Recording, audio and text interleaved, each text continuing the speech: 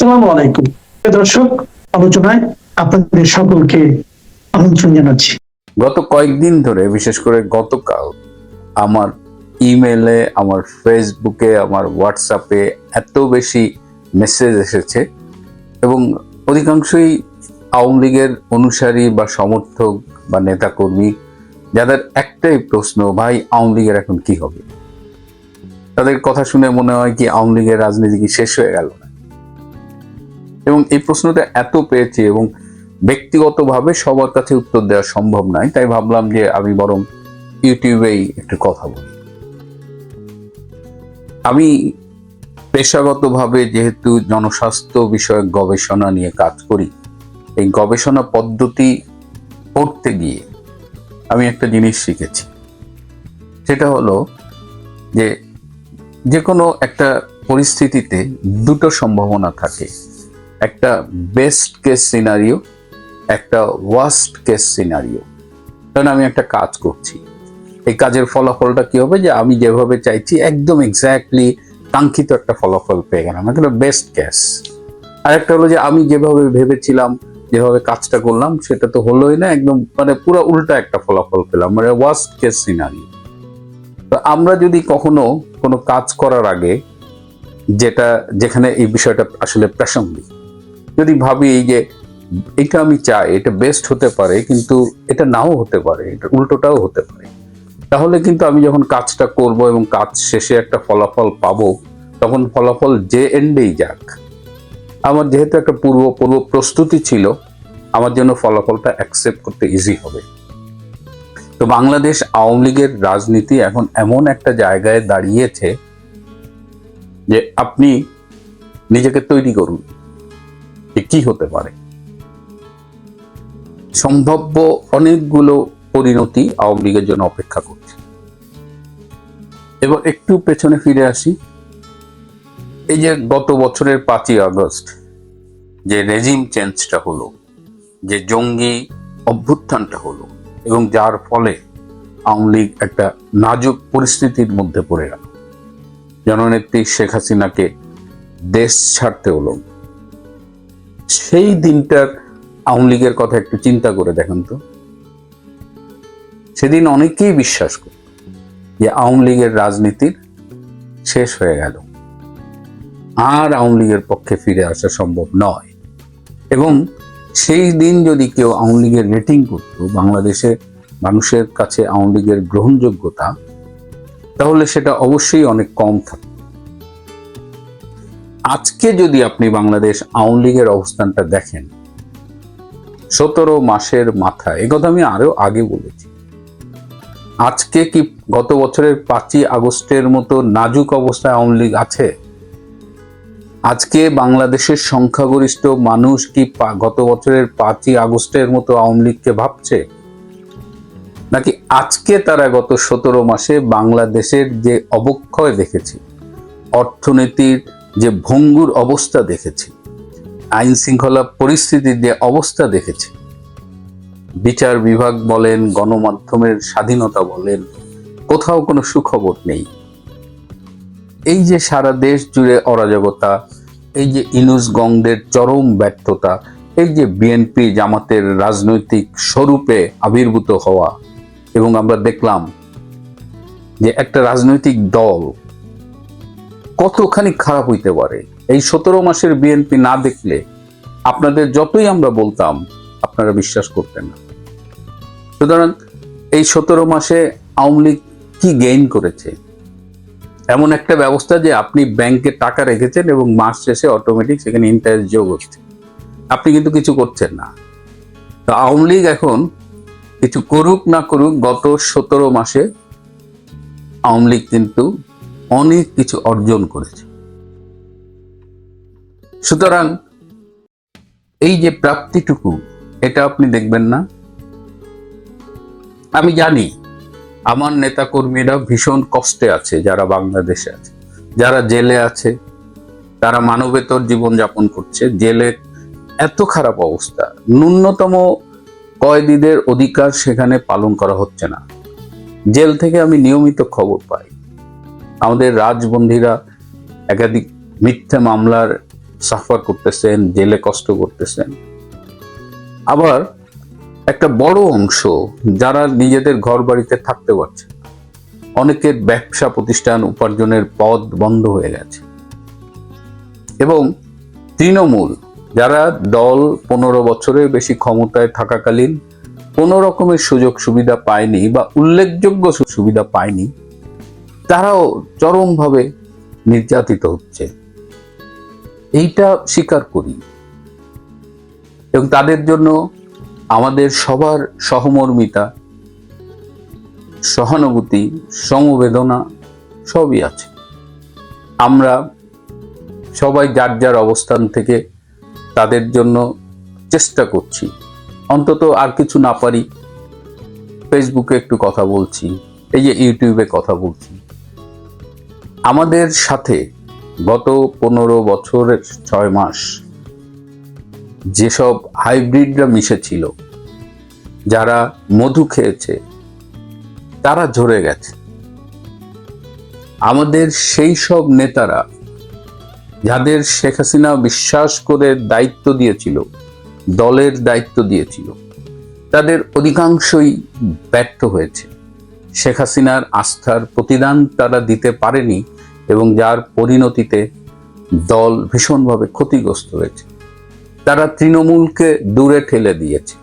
আমি নিজে দেখেছি, দিনের এতে আমাদের সভানেত্রী পার্টি অফিসে গিয়ে দেখেছি, সেখানে আওয়ামী লীগের অনেক কেন্দ্রীয় নেতা ইনক্লুডিং ওবায়দুল কাদের, একদম তৃণমূলের মুরব্বী বয়স্ক, তাদের সাথে এত খারাপ ব্যবহার করছে যে আমার দেখে খুব খারাপ লাগতো। সেই ব্যর্থ নেতারাও কিন্তু আইডেন্টিফাইড হয়েছে। আজকে তারা তৃণমূলের সামনে সেইভাবে কথা বলতে পারে না। এবং নেত্রী এগুলো দেখেন যে কোন নেতা কর্মীদের কাছে কতটুকু গ্রহণযোগ্য, কোন নেতাকে কর্মীরা পছন্দ করছে না, সব আমলনামা নেত্রী শেখ হাসিনার কাছে জমা আছে। সম্প্রতি দ্য ওয়াল, একটা অনলাইন নিউজ পোর্টাল, সেখানে নেত্রী শেখ হাসিনা একটা ইন্টারভিউ দিয়েছেন। আপনাদের অনেকেই পড়েছেন, যারা পড়েননি এটা পড়ে দেখবেন। সেখানে নেত্রী দলের ভবিষ্যৎ নেতৃত্ব সম্পর্কে খুব স্পষ্ট করে বলে দিয়েছেন, তৃণমূল থেকে নেতৃত্ব বাছাই করা হবে এবং যে কাজটি তিনি অলরেডি করে ফেলেছেন। বাংলাদেশের প্রতিটা জেলা উপজেলায় নেতৃত্ব কিরকম হবে সেটা তিনি অলরেডি সাজিয়ে রেখেছেন। তিনি ক্লিয়ারলি বলেছেন, এমন নেতা চান যিনি প্রয়োজনে কৃষকের কাছে খেতে চলে যাবেন, আবার যিনি তরুণ প্রজন্মের সাথে ডিজিটাল মিডিয়ায় যোগাযোগ করবেন, কথা বলবেন। অর্থাৎ আমাদের সেই সব নেতা, ওষুধের গায়ে যেমন লেখা থাকে না এক্সপায়ারি ডেট, আমাদের আওয়ামী লীগের অনেক কেন্দ্রীয় নেতার আসলে ওই এক্সপায়ারি ডেট পার হয়ে গেছে।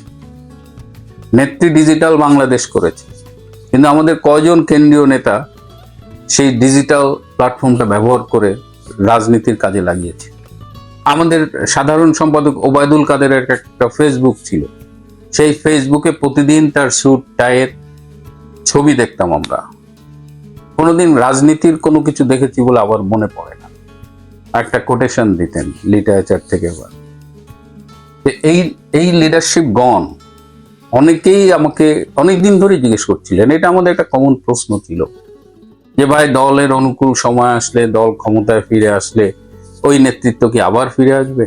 দ্য আনসার ইজ নো, আসবে না। যোগ্যতা প্রমাণ করেই আগামীতে দলের নেতৃত্বে আসতে হবে। নেত্রী ক্লিয়ারলি বলেছেন, ইভেন তার সন্তান জয় কিংবা পুতুলও যদি রাজনীতির নেতৃত্বে আসে, তাদের যোগ্যতা প্রমাণ করে আসতে হবে। সুতরাং একটা জিনিস আমি খেয়াল করেছি, এটা 1/11 2007 সালের সময় তখনও দেখেছি, যে কোনো প্রতিকূল পরিস্থিতিতে শেখ হাসিনা কিন্তু অ্যানালিসিস করে এবং সেই পরিস্থিতি থেকে তিনি শিক্ষা গ্রহণ করেন, তিনি সেই অনুযায়ী তার ভবিষ্যৎ স্ট্র্যাটেজি ঠিক করেন। এই যে গত 17 মাস দলের প্রতিকূল সময় তিনি কিন্তু বসে নেই, তিনি কাজ করছেন। কিন্তু এই সংগ্রামে কেন্দ্রীয় নেতৃবৃন্দের কাছ থেকে তার যে সমর্থন পাওয়ার কথা ছিল, যে কোনো কারণেই হোক, সেটা সেভাবে কাজ করছে না, সেই টিমওয়ার্কটা নাই। সংকটে নেতৃত্বের যোগ্যতা প্রমাণিত হয়। দুঃখজনক হলেও সত্য যে বেশ একটা লম্বা সময় ধরে আওয়ামী লীগের নেতৃত্বে যোগ্য মানুষগুলো স্থান পাচ্ছিল না, সেটা দেশে বলেন কিংবা বিদেশে বলেন। আজকে তো এটা প্রমাণ হয়েছে যে এই সময় বিদেশেও আওয়ামী লীগের পক্ষে যারা কাজ করছে তাদের কারা কারা কতটা ইফেক্টিভলি কাজ করছে আর কারা করছে না। এবং আমি খুব অবাক হয়ে দেখছি যে দলের পোস্ট নাই কিংবা থাকলেও সামান্য পোস্ট, এরকম ইয়াং ছেলে মেয়ে এত ইনোভেটিভ আইডিয়া নিয়ে গ্লোবালি কাজ করছে। যে লন্ডনে একটা ছেলে আছে তহিদ, ফয়েজ খান তহিদ, আমি ওই ছেলেটাকে বাংলাদেশ থেকে চিনি অনেক আগে। এই ছেলেটা একটা টিম করেছে বিশ্বের অনেক দেশ থেকে, ইয়াং, অধিকাংশ ইয়াং, আমাদের মতো বুড়া টুড়া কয়েকজন আছে। এবং সে দেখলাম একদম ব্রিটেনের রাজার থেকে শুরু করে সবখানে প্রায় চিঠি লেগেছে এবং অধিকাংশ চিঠির উত্তর এসেছে এবং তারা ডকুমেন্ট করতেছে। এই যে 5ই আগস্টের পর থেকে ইউনূস বাহিনী তার জঙ্গি বাহিনী দিয়ে সারা দেশে যে অন্যায় অবিচার করেছে সবকিছু ইংরেজিতে ডকুমেন্ট করা আছে। আর এখন টেকনোলজি এত ডেভেলপ যে আপনার অনেক বেশি কাজ করতে হবে না, just you need the idea, you need to know how to do it. এই কাজগুলো হচ্ছে। একটা নতুন জেনারেশন এই প্রতিকূলতার মধ্য দিয়ে উঠে আসছে এবং ব্যর্থ জেনারেশন, ধান্দাবাদ জেনারেশন, এরা কিন্তু অটোমেটিক ঝরে যাচ্ছে। সুতরাং এই অবস্থায় আওয়ামী লীগ কি শেষ হয়ে যাবে কিনা এই প্রশ্নটি অবান্তর। প্লিজ এভাবে ভাববেন না। কষ্ট রাজনীতির অংশ, সাফারিংস রাজনীতির অংশ। আপনি হয়তো বলবেন যে মিয়া বড় কথা বলেন, বিদেশে নিশ্চিত আছে। 40 বছর ধরে তো এই রাজনীতির সাথে আছি। হয়তো আজকে শারীরিকভাবে একটা নিরাপদ দূরত্বে আছি, কিন্তু মানসিকভাবে তো সংকটের ভেতরে আমরাও আছি। আমার বাবা মারা গেছে, আমি তার কবরটা জিয়ারত করতে যেতে পারিনি, মৃত্যুর সময় ছিলাম না। পরে যাব, 28শে জুলাই টিকিট কেটেছিলাম, যেতে পারিনি। I have accepted the reality. আমার নেতৃত্ব এক রাতে তার ভাই, মা, বাবা সব কতজন আত্মীয় হারিয়েছেন এবং তিনি তার কত বছর পরে দেশে ফিরেছেন। This is the reality. রাজনীতি মানে ক্ষমতা, রাজনীতি মানে আরাম আয়েশ, তা নয়। আমি কিন্তু একদিক দিয়ে একজন তৃণমূলের কর্মী ছিলাম, সেই হিসেবে আমি কিন্তু বর্তমান বিষয়টা একজন রাজনৈতিক কর্মী হিসেবে উপভোগও করছি। This is politics, this is what I have learn from Bangabandhu Sheikh Mujib. 14 বছরের বেশি তিনি জেলের ভেতরে কাটিয়েছেন, 55 বছরের জীবন তার। আমরাও তো তার চাইতে বেশি বয়স। এই 55 বছর বয়সে একটি দেশের স্বাধীনতা এনে দিয়েছেন, জাতির পিতা হয়েছেন। কি অসাধারণ রাজনৈতিক অর্জন। আপনি যদি বঙ্গবন্ধুর কথা ভাবেন, বঙ্গবন্ধুর সৈনিক হন, আজকে আপনি যত কষ্টে থাকেন, you will not feel bad. আপনি এটাকে অ্যাকসেপ্ট করবেন। আমরা নানা রকম কষ্টে আছি, বিশ্বাস করেন। আমার খুব ইচ্ছে করলো আমি $10 এক্সট্রা খরচ করে একটা পছন্দের খাবার খাই না। আমার মনে হয় যে আমার তৃণমূলের একটা কর্মী, সে কত কষ্টে আছে, এই $10 মানে 800 টাকা তার জন্য কাজে লাগবে। আমাদের এখানে নোমান স্বামী বলে একটা ছেলে আছে সিডনি, অস্থির করে ফেলে আমাদের। বুয়েটের একজন সিনিয়র লিডার আছে নাজমুল ভাই, পাগল করে ফেলে। আমরা সবাই যে যা পারি আমরা টাকা দিই এবং তারা একটা লিগ্যাল ফান্ড করেছে, যার আইনি সহায়তা লাগে, যার 1000 টাকা 500 টাকা লাগে, তারা সর্বোচ্চ চেষ্টা করছে। আমাদের এই সিডনি যারা কখনো আওয়ামী লীগের কোনো প্রোগ্রাম আসেনি, তারাও সেখানে ডোনেট করে। So we all are trying. অনেকে আমাকে বলেন যে এই 15 জনের মিছিল করে কি হবে, 5 লাখ লোক একদিন আনলেই হয়। আওয়ামী লীগের সেই সামর্থ্য আছে, চাইলে 5 লাখ লোক ঢাকায় জড়ো করতে পারে, কিন্তু নেত্রী হয়তো মনে করেন this is not the time. রাজনীতি একটা দীর্ঘমেয়াদী খেলা। আমাদের সৌভাগ্য যে আমাদের নেত্রী শেখ হাসিনা জীবিত আছেন, বেঁচে আছেন এবং তার সামনে হোল পিকচারটা আছে। আমি হয়তো ওই সেই অন্ধের হাতি দর্শনের মতো। আমি হয়তো লেজ ধরে মনে করি এটাই হাতি, কেউ হয়তো সুর ধরে মনে করে এটাই হাতি, কেউ হয়তো গায়ে হাত দিয়ে মনে করে এটাই হাতি, কিন্তু পুরো পিকচারটা শেখ হাসিনার কাছে আছে। তারেক রহমান ফিরেছে বলেই আওয়ামী লীগের রাজনীতি শেষ হয়ে যাবে, এটা ধারণা করা কোনো সুবিবেচনা প্রসূত ব্যাপার নয়। আওয়ামী লীগ আওয়ামী লীগের মতো চলবে, আওয়ামী লীগ আওয়ামী লীগের শক্তিতেই চলবে, আওয়ামী লীগের শক্তিতেই সে চলছে, এবং আওয়ামী লীগের কৌশলটাও নির্ধারণ করা আছে। আওয়ামী লীগ এমন কিছু করবে না যেটা আলটিমেটলি হঠকারিতায় পরিণত হয়। সুতরাং এখনো সব শেষ হয়ে যায়নি। আওয়ামী লীগ হুট করে শেষ হওয়ার মতো দল নয়। হয়তো আমাদের দুঃসময় দীর্ঘায়িত হবে, হয়তো হবে না। আলোচনা কিন্তু পর্দার আড়ালে থেমে নেই, আলোচনা চলছে। তবে নিশ্চিত ইউনূসগঞ্জ যে ফেল করেছে এটা বোঝা যায় তারেক রহমানের এই দৃশ্যে আবির্ভূত হওয়ার মধ্য দিয়ে, এবং তিনি অলরেডি সমালোচিত হওয়া শুরু করেছেন। কালকে দেখেন এত সাজানো সুন্দর 300 ফিট পূর্বাচলের এই রাস্তাটা, কালকে জনসভার পরে এই জায়গাটা কি হয়েছে এবং তছনছ করে দিয়ে চলে গেছে। আমি আশা করব বিএনপি এই দায়িত্বশীলতার পরিচয় দিয়ে ওই জায়গাটা আবার তার আগের মতো জায়গায় ফিরিয়ে আনবে। গড়া কঠিন, ধ্বংস করা সহজ। অনেক কষ্ট করে শেখ হাসিনা গড়েছেন, এখন এসে ইউনূস তো দেশটার বলেছি, বারবার বলছি, ধ্বংসের একেবারে শেষ প্রান্তে নিয়ে গেছেন, দেশটাকে বিদেশের হাতে তুলে দিয়েছেন, দেশটার মধ্যে জঙ্গিবাদের একদম বাম্পার ফলন ঘটিয়েছেন। কিন্তু আওয়ামী লীগের যে রাজনীতি, আওয়ামী লীগের রাজনীতির যে শক্তি, বঙ্গবন্ধু, মুক্তিযুদ্ধ।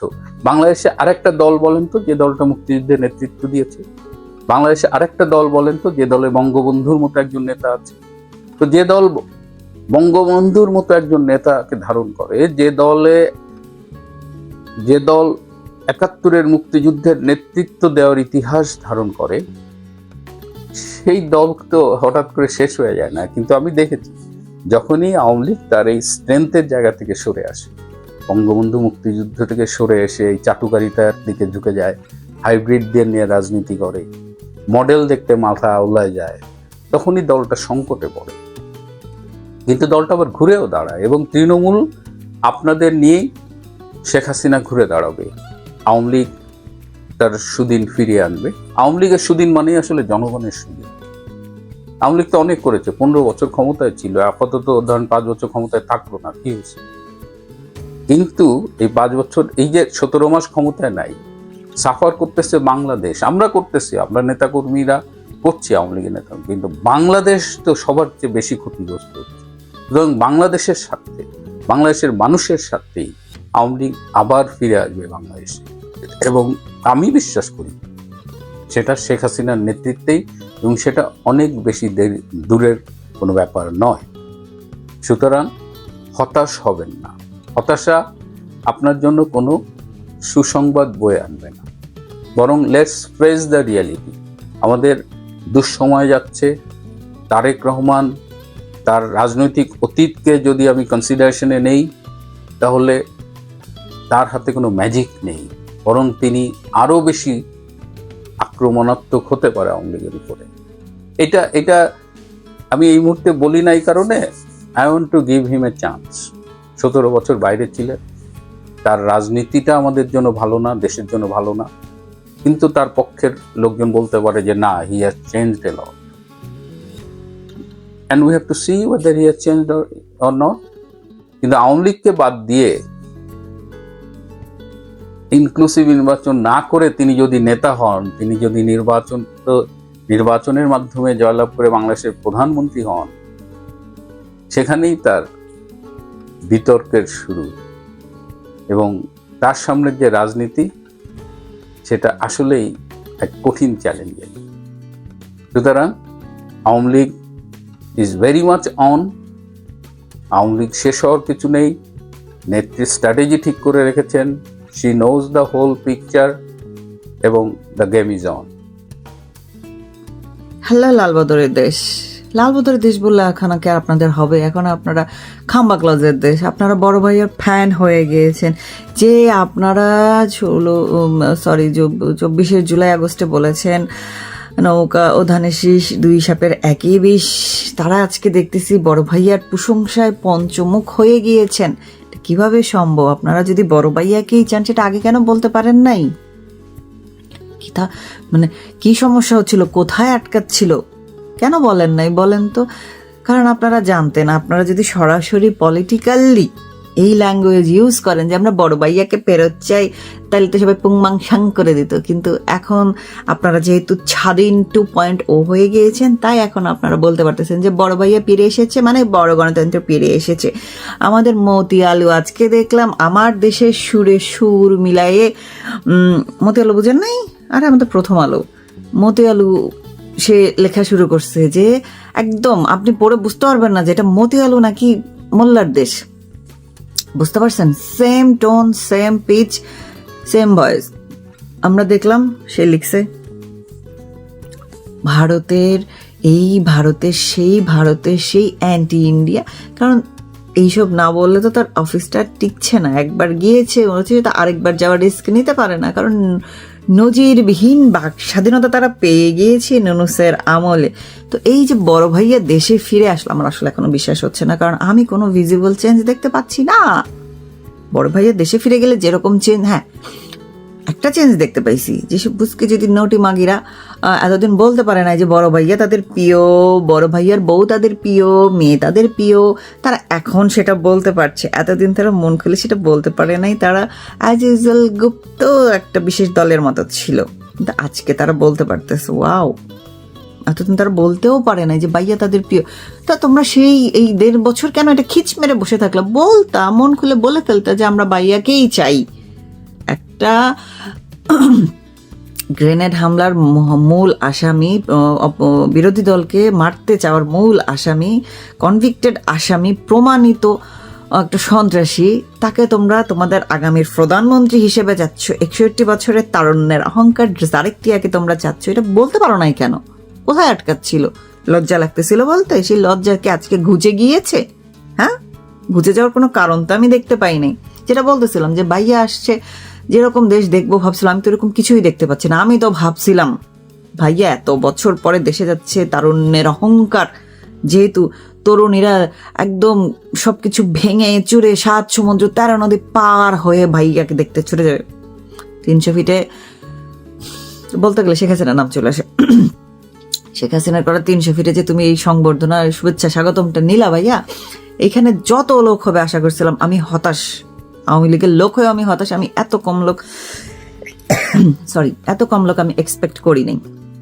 আমি আরো বেশি লোক আশা করছিলাম, কারণ আমি চিন্তা করছিলাম 6 আগস্ট 2024 যদি তুমি দেশে ফিরতা, তাহলে মনে কর তোমার নেতাকর্মী লোকজনের চাপে তো এয়ারপোর্টটাই ভেঙে যেত। আমি এরকম এক্সপেকটেশন রাখছিলাম। সেখানে আমি কি দেখলাম, এত আয়োজন করে, এত মনে করেন মিনিটে ঘন্টা না তো মিনিটে সেকেন্ডে আপডেট দিয়ে যে তোমাকে জপানো হইলো, তারপর এত লোক আসেনি।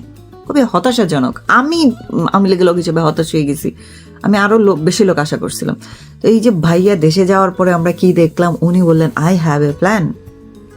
এই মুহূর্তে আমার কাছে যদি এডিটিং মানে টুলস হাতে থাকতো, তাহলে আমি দেখাইতাম যে ওনার মানে অতীতের প্ল্যানগুলো কিরকম ধরনের এক্সিকিউশন ছিল।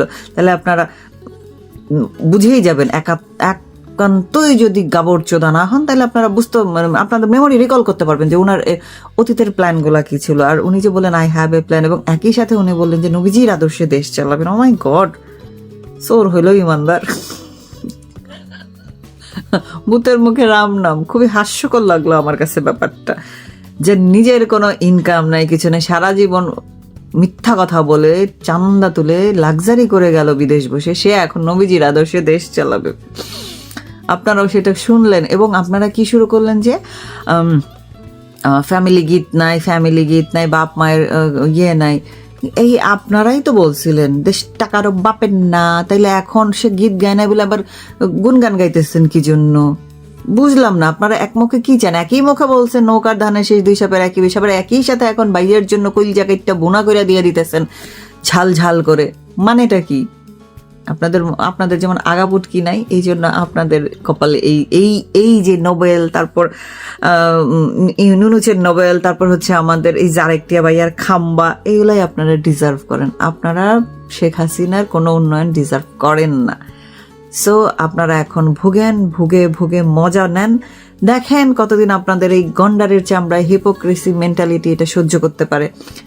আপনারা তো ভাবতেছেন আমার মতোই ভাবতেছেন যে ভাইয়া আসলে দেশে অনেক কিছু চেঞ্জ হবে, যে হ্যাঁ অনেক কিছু চেঞ্জ হয়েছে, যেমন এই যে আপনাদের মুখগুলো চেঞ্জ হয়ে গেছে, যাদের দেখতে প্রতিদিন বিএনপির বদনাম করতে ভাইয়া প্রশংসায় পঞ্চমুখ হয়ে গিয়েছেন। আপনারা ভাবতেছেন যে বিএনপি চলে আসছে, প্রধানমন্ত্রী হবে, তো ভাই বিএনপিকে যদি প্রধানমন্ত্রী চাবি তাহলে তোরা এতদিন কইতে পারস নাই কেন? আমার কোশ্চেন হচ্ছে এইটা, বিএনপির যদি চাইবি এতদিন কইতে পারস নাই কেন? সেই গুই যদি খাইবি তুই গু মানে তো কইতে পারস না কেন আমার চয়েস ইস গু? সমস্যাটা কোথায়? আমার একটু জানা দরকার, জিনিসটা একটু জানায়েন তো কমেন্ট করে।